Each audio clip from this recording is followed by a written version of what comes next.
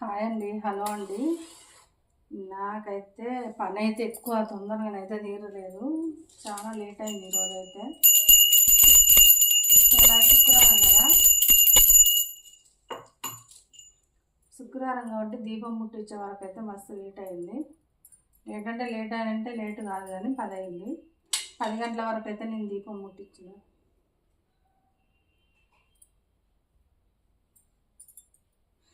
10 గంటలకైతే నేను దీపం ముట్టించిన. అత్తమ్మకైతే ఫస్ట్ అయితే స్నానం పోసిన, టిఫిన్ అయితే చేసిచ్చిన. అత్తమ్మ అయితే తినైతే కూర్చున్నది. ఇక నేనైతే పూజ అయితే మనస్ఫూర్తిగా మంచిగా చేసుకుంటాను.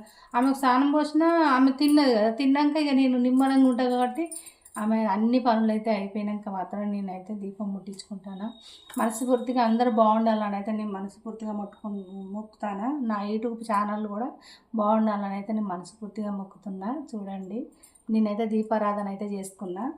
మీరు ఎలా చేస్తారో నాకు కామెంట్ బాక్స్లో కామెంట్ పెట్టండి. నేనైతే ఇలా చేస్తాను. ఇక చూడండి, మా దేవుణ్ణి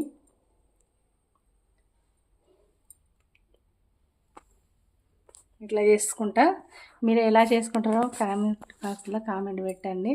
నాకైతే ఇంకా వంట అయితే చేయలేదు. అత్తమ్మకైతే టిఫిన్ చేసిన, తిన్నది, స్నానం చేసింది, అంత మంచిగా కూర్చున్నది. అక్కడనైతే తులసి చెట్టుకు కూడా నేనైతే పూజ అయితే చేసిన. తులసి కూడా అత్తమ్మ చూడు స్నానం చేసి అయితే టిఫిన్ చేసి అయితే ఇక కూర్చున్నది మంచిగా.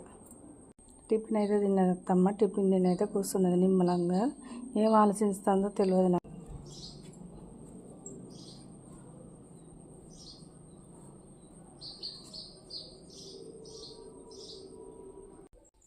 అత్తమ్మ ఏం ఆలోచిస్తుందో తెలియదు. అక్కడనైతే కూర్చున్నది, టిఫిన్ అయితే చేసి మంచిగా.